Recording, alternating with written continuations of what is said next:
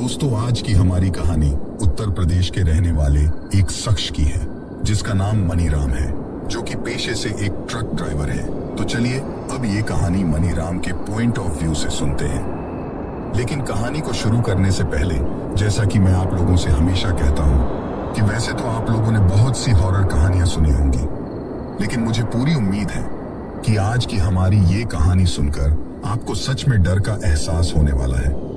बस मेरी आपसे इतनी गुजारिश है कि आप अगर इस कहानी को पूरा सुनेंगे तो आपको सच में बहुत ज्यादा मजा आने वाला है। साथ ही अगर आप पहली बार हमारे इस चैनल पर आए हैं तो चैनल को अभी सब्सक्राइब कर लीजिए। ऐसा करने से हमारी और आपकी नजदीकियां बढ़ जाएंगी और आगे आने वाली वीडियो आप तक आसानी से पहुंच जाएगी। तो ज्यादा समय ना लेते हुए जल्दी से अपनी कहानी को शुरू करते हैं। दोस्तों, मेरा नाम मनीराम है और मैं उत्तर प्रदेश का रहने वाला हूँ। आज जो डरावनी कहानी मैं आप लोगों के साथ शेयर करने जा रहा हूँ वो उस वक्त की है जब मैं कानपुर की ही एक कपड़ा फैक्ट्री में ट्रक चलाने का काम किया करता था। उस वक्त तक मुझे ट्रक चलाते हुए काफी ज्यादा समय हो चुका था, लेकिन आज से पहले मेरे साथ कभी भी कोई भी ऐसी घटना नहीं हुई थी जिसकी वजह से मुझे थोड़ा बहुत भी डर का एहसास हो।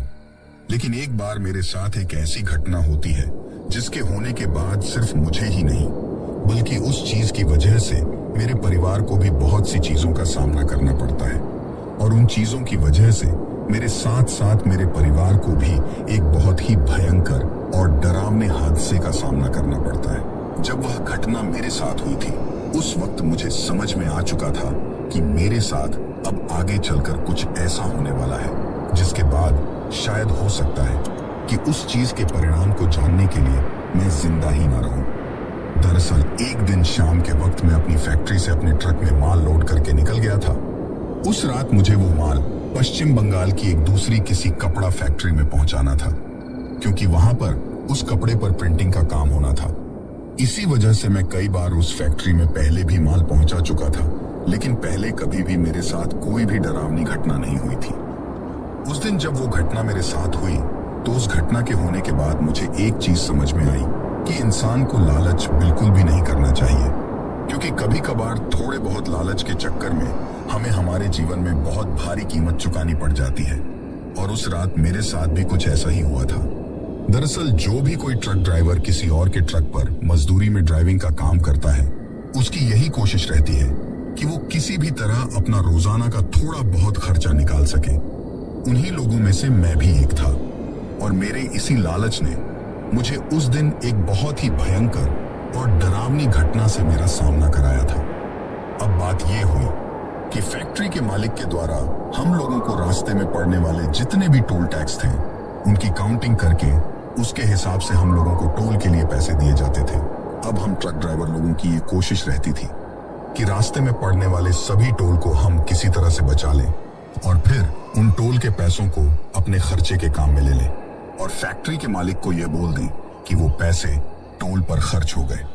अब इतनी थोड़ी बहुत हेरा फेरी तो सभी लोग करते हैं, लेकिन मुझे इस बात का बिल्कुल भी नहीं पता था कि इस इतनी सी छोटी सी हेरा फेरी के चलते मेरी जिंदगी में बहुत बड़ी हेरा फेरी हो जाएगी।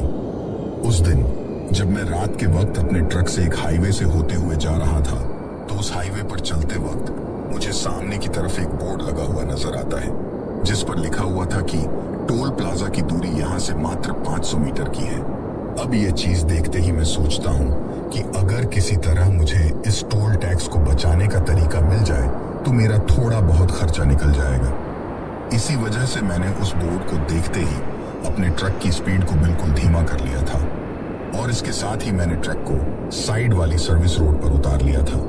अब मैं सर्विस रोड पर अपने ट्रक को लेकर धीरे धीरे चल रहा था, क्योंकि मुझे तलाश थी किसी एक ऐसे इंसान की जो कि मुझे उस वक्त वहां पर मिल जाए और मुझे यह बता सके कि क्या कोई ऐसा रास्ता है जिससे मैं इस टोल को बचाकर आगे की तरफ निकल सकूं।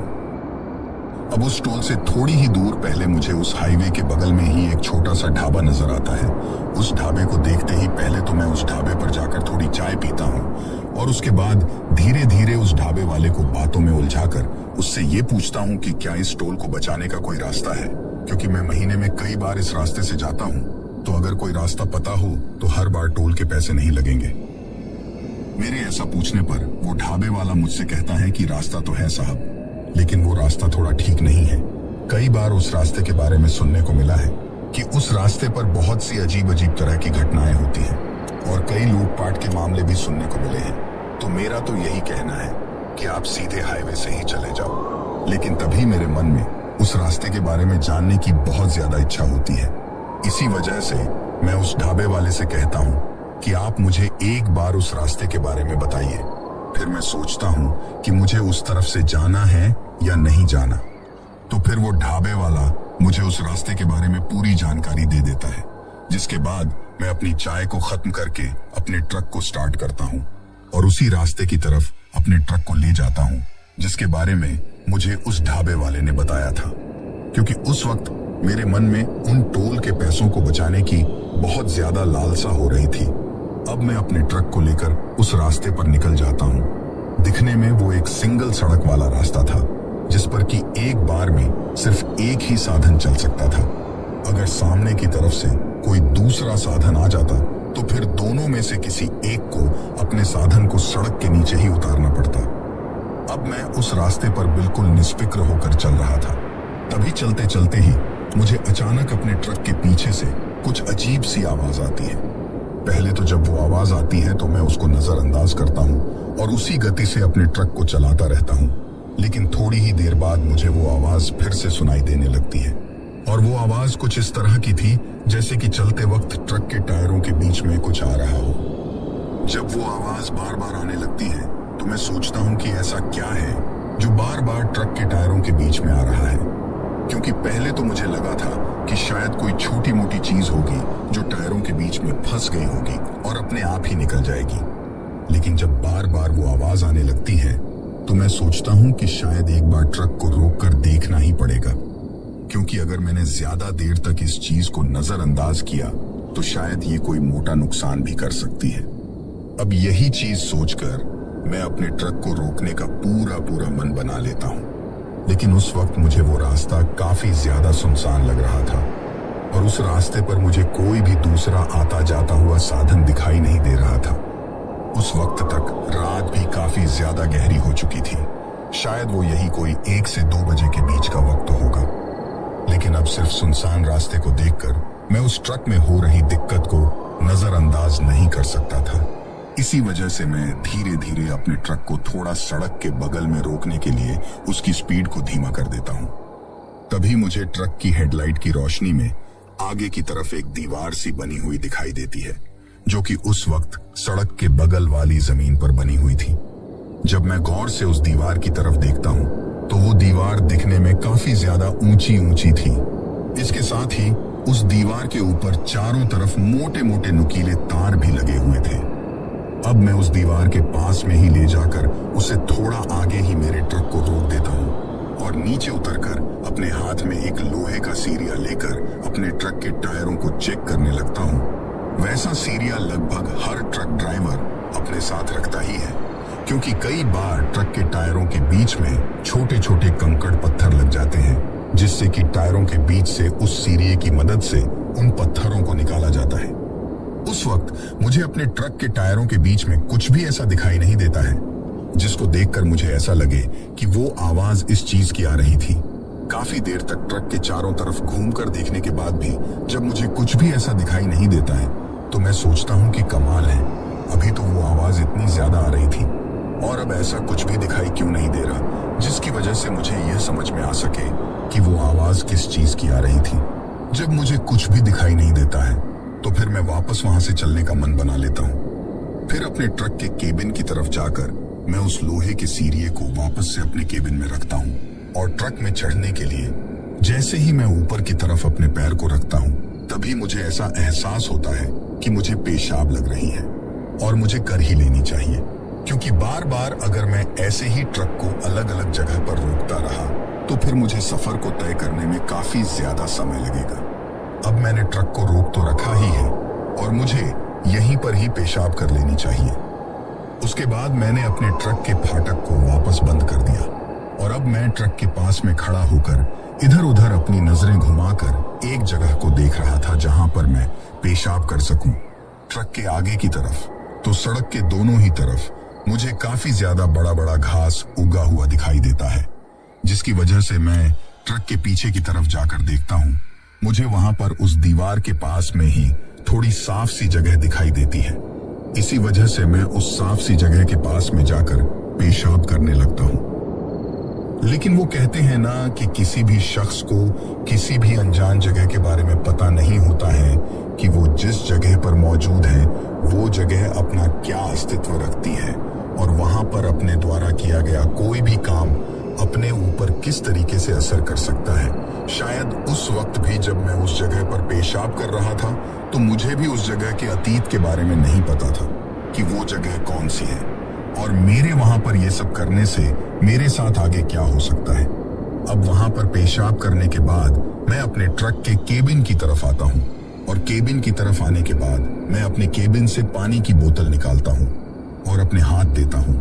हाथ धोने के बाद मैं जैसे ही अपने ट्रक के केबिन में बैठता हूँ तो मुझे मेरे ट्रक के पीछे से कोई 4-5 बिल्लियों के आपस में लड़ने की या फिर घुर्राने की सी आवाज सुनाई देती है।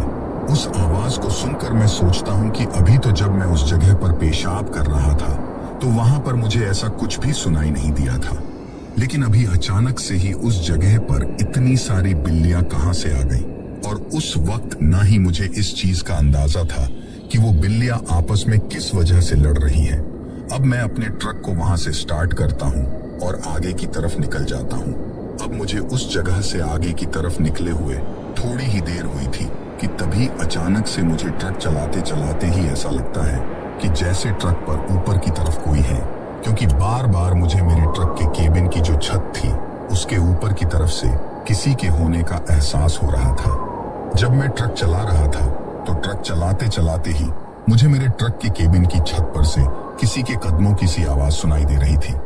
ऐसा लग रहा था कि जैसे कोई उसके ऊपर चल रहा हो, लेकिन वो बहुत ही छोटे छोटे कदमों की आवाज थी।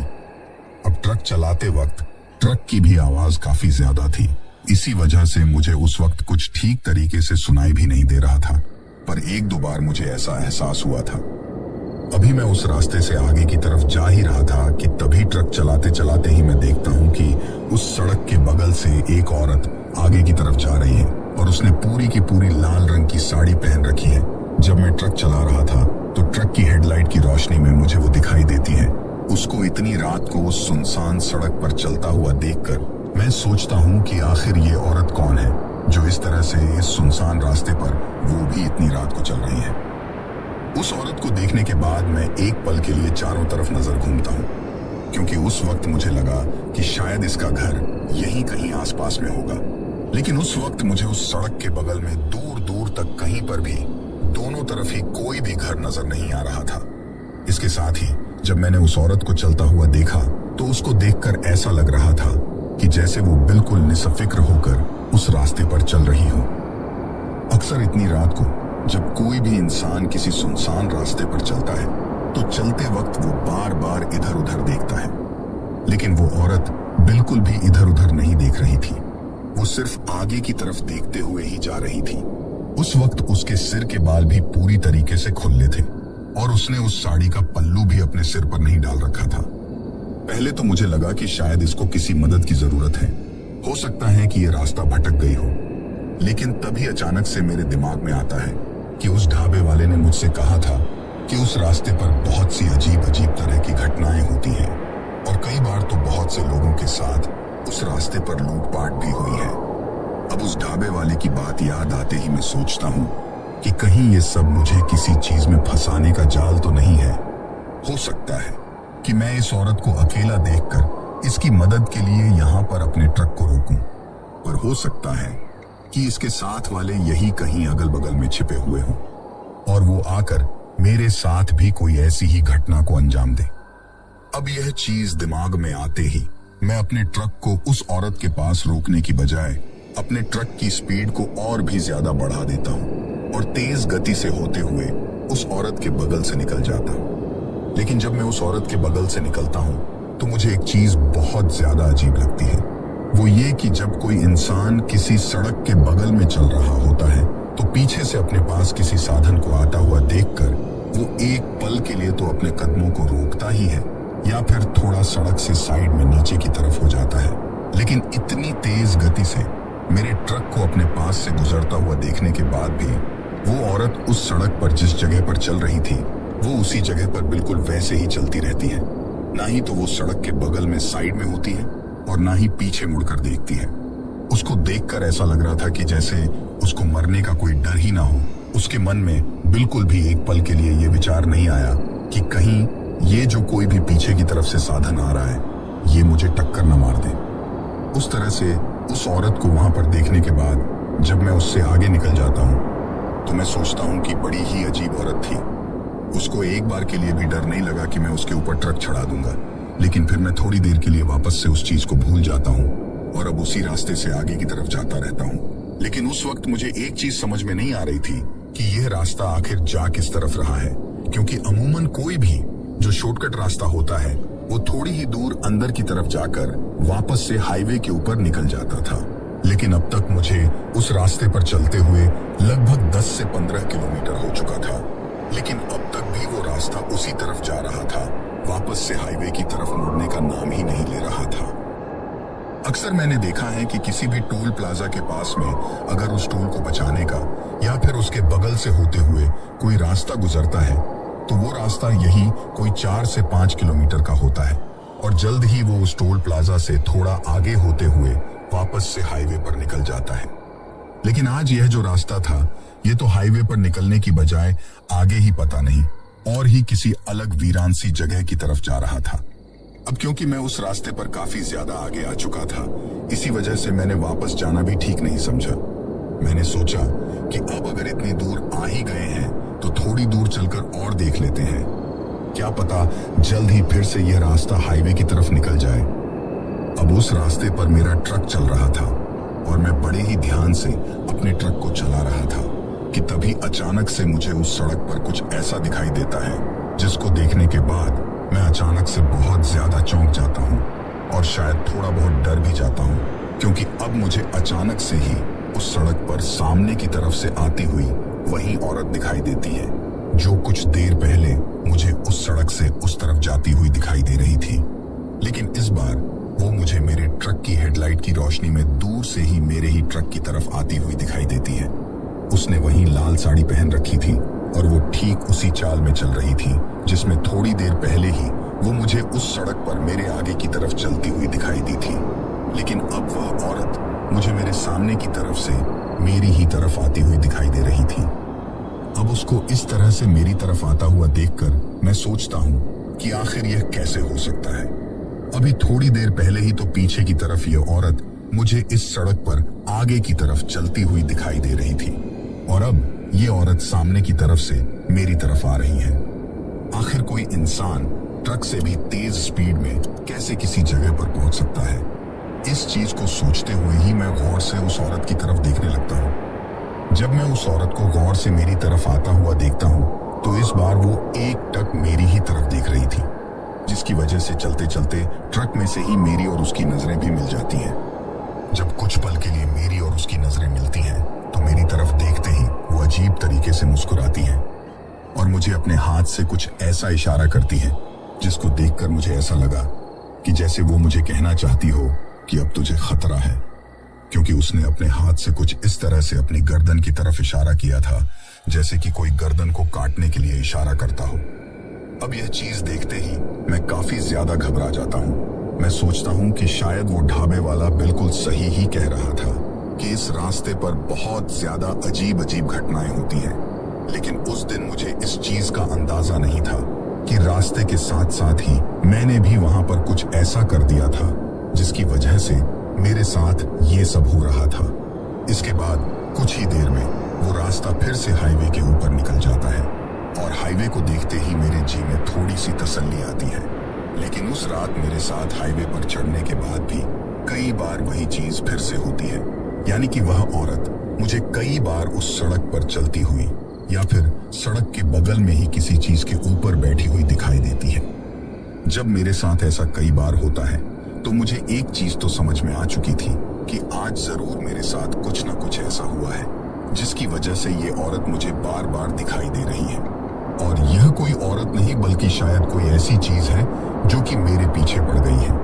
लेकिन उस वक्त मुझे इस चीज का बिल्कुल भी अंदाजा नहीं था कि ये चीज आखिर मेरा कहां तक पीछा करने वाली है।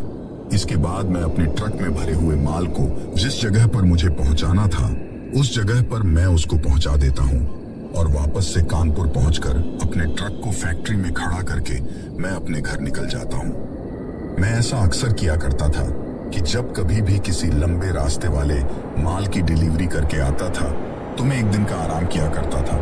उस दिन भी मैं अपने घर पर सोने के लिए चला गया था। जब उस दिन मैं घर पर पहुंचा तो मुझे लगभग दोपहर के बाद का वक्त हो गया था। जब मैं घर पर जाकर अपनी घरवाली से कहता हूं कि मुझे काफी ज्यादा भूख लगी है तो खाना लगा दो, तो मेरी घरवाली मुझे खाना लगा देती है और उसके बाद मैं खाना खाने लगता हूं। लेकिन उस दिन पहली बार खाना खाते वक्त मुझे ऐसा लग रहा था कि जैसे मेरा पेट भरा ही नहीं रहा है, यानी कि जितना ज्यादा मैं खाना खाता जा रहा था मेरी भूख उतनी ही ज्यादा बढ़ती जा रही थी। उस दिन मैं सोचता हूं कि आखिर आज मुझे क्या हो रहा है। मैंने इतनी सारी रोटियां और चावल भी खा लिए लेकिन फिर भी मेरा पेट क्यों नहीं भर रहा। फिर कुछ खाना खाने के बाद मैं अपने मन से ही खाना खाना बंद कर देता हूं, क्योंकि मैं सोचता हूं कि घर वाले क्या सोचेंगे कि आज मैं इतना खाना क्यों खा रहा हूं। उसके बाद मैं थोड़ा आराम करने के लिए लेट जाता हूं, लेकिन जैसे ही मैं लेटकर अपनी आंखें बंद करता हूं तो मुझे ऐसा महसूस होता है कि जैसे मेरे बिस्तर के बगल में ही कोई खड़ा है। लेकिन जब मैं अपनी आंखें खोलकर देखता हूं तो मुझे वहां पर कोई भी दिखाई नहीं देता है। उस दिन मेरे साथ वो चीज कई बार होती है जिसकी वजह से मैं सो भी नहीं पाता हूं। फिर जब शाम के 5 से 6 बजे का वक्त हो गया था तो मैं अपने घर से बाहर निकलता हूं। अपने यार दोस्तों की तरफ घूमने के लिए जाने की सोचकर मैं अब अपने घर से जा ही रहा था कि तभी अचानक से ही मेरे घर के बगल में जो एक चाची रहती थी वो मुझसे पूछती है कि अरे मनीराम, आज कहाँ घूम कर आए थे। तो मैं उन चाची से कहता हूँ कि कहीं नहीं चाची, मैं तो फैक्ट्री से ही लौट रहा था। तो वो चाची अपना अजीब सा मुंह बनाते हुए मुझसे कहती हैं कि अगर तुम फैक्ट्री से ही लौट रहे थे तो फिर आते वक्त तुम्हारे साथ वो औरत कौन थी।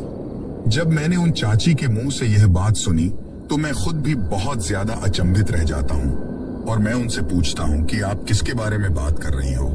तो वो मुझसे कहती हैं कि वही जो तुम्हारे साथ तुम्हारे पीछे पीछे तुम्हारे घर में भी गई थी, जिसने लाल रंग की साड़ी पहन रखी थी और जिसके सिर के बाल खुले थे। जब मैंने उस औरत को तुम्हारे साथ देखा तो मैंने सोचा कि शायद तुम्हारी कोई रिश्तेदार होगी, और दिखने में भी वो तो काफी ज्यादा खूबसूरत और काफी अच्छी खासी दिख रही थी। जब उन चाची ने मुझे यह बात बोली तो एक पल के लिए मुझे इस चीज का एहसास हुआ कि ये चाची बिल्कुल उसी तरह की औरत की बात कर रही है जिस तरह की औरत मुझे आज से 2-3 दिन पहले ही, जब मैं उस रास्ते से माल की डिलीवरी करने के लिए जा रहा था, तो वो औरत मुझे बार बार उस रास्ते पर दिखाई दे रही थी। अब उस चीज के बारे में सोचते ही मेरे दिमाग में एक विचार आता है कि कहीं मेरे साथ कुछ गलत तो नहीं हो गया है। लेकिन फिर भी मैं उस चीज को थोड़ा नजरअंदाज करता हूँ और अपने दोस्तों की तरफ घूमने के लिए निकल जाता हूँ। अभी मैं अपने दोस्तों के पास बैठा ही था कि तभी घर से मेरा बेटा भागता हुआ मेरे पास आता है और मुझसे कहता है कि पापा घर पर जल्दी चलो, मम्मी को कुछ हो गया है। अब मेरे बेटे को इस तरह से घबराया हुआ देखकर मैं भी बहुत ज्यादा घबरा जाता हूँ और उसके साथ अपने घर पर वापस जाता हूँ। जब मैं घर पर जाता हूँ तो मेरे घर पर मोहल्ले की ही 2-4 औरतें इकट्ठा हो रखी थी। जब मैं अंदर जाकर देखता हूँ तो मुझे दिखाई देता है कि मेरी घर वाली के सिर पर काफी ज्यादा चोट लगी हुई है, जिसकी वजह से उसके सिर से खून भी बह रहा है और वो दर्द में कराह रही है। जब मैंने उससे पूछता हूँ कि ये सब कैसे हुआ तो वो मुझे कहती हैं कि मैं सीढ़ी से छत के ऊपर से कोई चीज उतार रही थी, लेकिन तभी अचानक से एक औरत वहां पर आती है और मेरी सीढ़ी को धक्का दे देती है। जब वो मेरी सीढ़ी को धक्का दे रही थी तब अचानक से मेरी नजर उसके ऊपर जाती है, पर वो ना ही तो हमारी कोई जान पहचान वाली औरत थी और ना ही कोई मोहल्ले की औरत थी। उसको देखते ही एक पल के लिए तो मैं घबरा गई थी कि ये अनजान औरत अचानक से घर के अंदर कैसे आ गई। लेकिन इससे पहले कि मैं कुछ भी सोच या समझ पाती, मैं नीचे गिर गई थी और नीचे गिरने के बाद मेरे सिर पर चोट आ गई, जिसकी वजह से मैं बेहोश हो गई थी। लेकिन जब मुझे होश आया तो वो औरत मुझे कहीं भी दिखाई नहीं देती है। सिर्फ ये अपनी मोहल्ले की ही 2-4 औरतें मेरे अगल बगल में खड़ी हुई थी। अब यह चीज होते ही मेरा दिमाग थोड़ा सा खनकता है और मुझे ऐसा एहसास होता है कि वो जो कोई भी चीज थी शायद वो मेरे घर तक मेरे पीछे आ गई है और आज तो उसने सिर्फ इतना सा किया है, हो सकता है आगे चलकर वो कोई बड़ी चीज करे जिसकी वजह से मेरे घर वालों को नुकसान हो। उसके बाद मैं सोचता हूँ कि मैं कल ही अपने गांव में जो बाबा काल भैरव का मंदिर है उसमें जाकर वहां के पुजारी जी से इसके बारे में बात करूंगा, क्योंकि आज तो अब काफी ज्यादा शाम का वक्त हो गया है और घर पर भी ऐसा माहौल है, तो अभी की अभी वहां पर जाना थोड़ा ठीक नहीं रहेगा। यही चीज सोचकर मैं उस दिन तो वहां पर जाने के विचार को कैंसिल कर देता हूँ। उसके बाद रात हो जाती है और हम घर के सभी लोग खाना खाकर सो जाते हैं। अब मैं आपको बता दूं कि मेरे 3 बच्चे थे, जिनमें से मेरा बड़ा वाला बेटा तो बाहर आंगन में रात के वक्त मेरे साथ सोता था और जो 2 छोटे बच्चे थे वो अंदर मेरी घरवाली के साथ सोते थे, जिनमें से मेरी एक बेटी थी और एक बेटा था, यानी कि कुल मिलाकर मेरे 2 बेटे और एक बेटी थी। अब जो बड़ा वाला बेटा मेरे पास सोता था वो आज की रात भी मेरे साथ ही सो रहा था। जब हम लोग रात के वक्त सोए थे तो वो मेरे साथ ही सोया था। अब हम लोगों को सोए हुए काफी ज्यादा समय हो गया था। वो शायद रात के यही कोई 2:30 से 3 बजे के बीच का वक्त होगा कि सोते सोते ही अचानक से मैंने करवट बदली। जब मैंने करवट बदली तो नींद में ही मेरा एक हाथ जिस तरफ मेरा बेटा सोया हुआ था उस तरफ जाता है। जब नींद में मेरा हाथ उस तरफ जाता है तो मेरा हाथ सीधा बिस्तर पर ही लगता है, जिसकी वजह से मुझे ऐसा एहसास होता है कि जैसे मेरा बेटा मेरे बगल में नहीं सोया हुआ है और मैं नींद में ही थोड़ा अपने हाथ से इधर उधर टटोलने लगता हूँ, लेकिन कहीं पर भी मुझे मेरे बेटे के होने का एहसास नहीं होता है। इसके बाद अचानक से मेरी आंखें खुलती हैं और मैं गौर से अपने बिस्तर पर देखता हूँ, लेकिन वहां पर मेरा बेटा नहीं था। अब यह चीज देखकर मैं सोचता हूँ कि आखिर इतनी रात को वो कहाँ गया। उसके बाद मैं धीरे धीरे अपने बिस्तर से उठता हूँ और उठकर अपने घर के आंगन की तरफ बाहर आता हूँ, लेकिन बाहर आते ही मुझे अपनी आंखों के सामने कुछ ऐसा दिखाई देता है जिसको देखते ही मैं बिल्कुल सुन्न पड़ गया था और मेरे शरीर से पूरी की पूरी हिम्मत निकल चुकी थी। नींद में अचानक से ही मुझे कुछ ऐसा दिखाई दिया था जिसको देखते ही मैं बिल्कुल हक्का बक्का रह गया था और मुझे यह समझ में नहीं आ रहा था कि अचानक से ये क्या हुआ। अब उस वक्त मुझे क्या दिखाई दिया था उसको बताने से पहले मैं आप लोगों को थोड़ा एक चीज बता देता हूँ कि हमारा जो घर था वो थोड़ा पुराने टाइप का बना हुआ था, यानी कि पीछे की तरफ कमरे बने हुए थे, आगे की तरफ दरवाजा था और बीच में लंबा चौड़ा आंगन था और उसी आंगन में एक कोने में हमारे घर में एक नीम का पेड़ था। उस नीम के पेड़ को हम लोगों ने घर में इसलिए रख रखा था क्योंकि गर्मियों के टाइम पर उसकी काफी अच्छी छाया होती थी, जिसके नीचे सभी घर वाले दोपहर के वक्त बैठ जाया करते थे।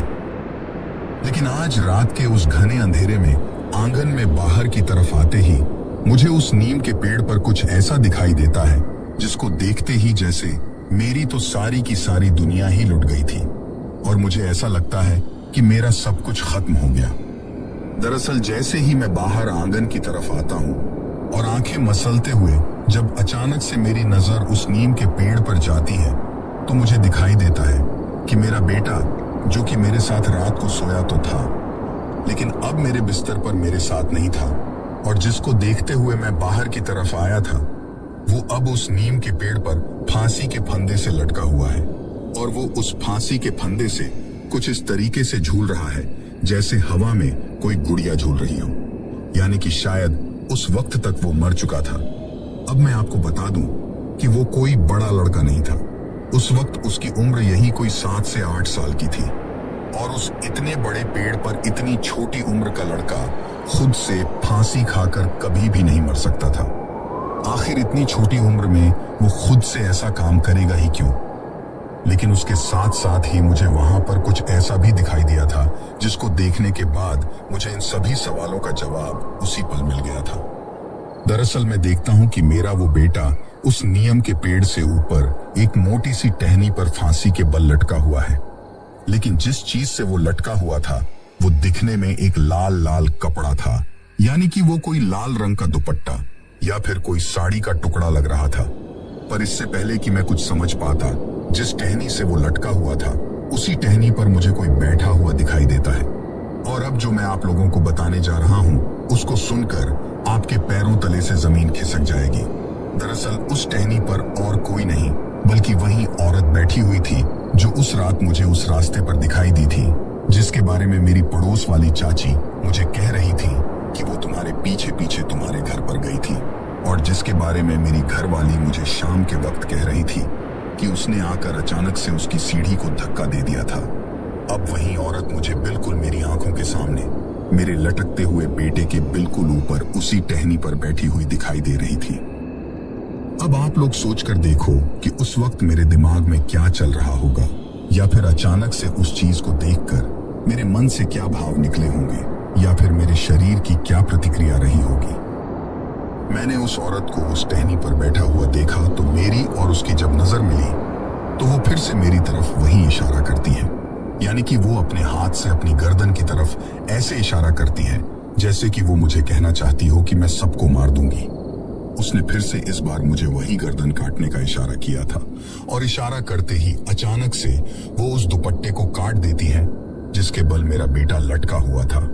उस दुपट्टे को काटते ही मेरा बेटा किसी पुतले की तरह अचानक से धड़ाम से नीचे फर्श पर गिर जाता है। जब वो फर्श पर गिरता है तो उसके गिरने की बहुत तेज आवाज आती है। अपने बेटे को इस तरह से अचानक से नीचे गिरता हुआ देखकर मैं काफी ज्यादा भावुक हो जाता हूँ और बहुत ही अजीब तरीके से चिल्लाते हुए रोने लगता हूँ। लेकिन अपने बेटे को नीचे गिरते हुए देखकर जब मेरी नजरें फिर से उस टहनी पर जाती हैं, तो वो औरत अब वहां पर नहीं थी, यानी कि वो वहां से गायब हो गई थी। अब मैं बदहवास दौड़ते हुए अपने बेटे के पास जाकर बैठता हूँ, पर उसको देखते ही मुझे समझ में आ गया था कि वो हमेशा के लिए मुझे छोड़कर जा चुका है।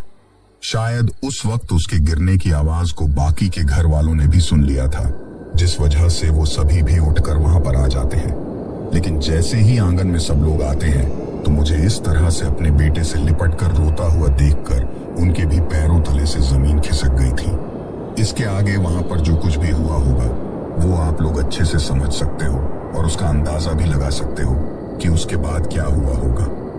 अब मेरे बेटे को मरे 3 दिन हो चुके थे। तीसरी ही दिन मेरी जो बहन थी, जो कि ससुराल से मेरे घर पर आई हुई थी क्योंकि मेरे बेटे की मौत हो चुकी थी, वो अचानक से बाहर आंगन की तरफ भागती हुई आती है। जब वो भागती हुई आंगन की तरफ आई तो उसके चेहरे पर काफी ज्यादा पसीना आया हुआ था और वो बहुत ज्यादा हांफ रही थी।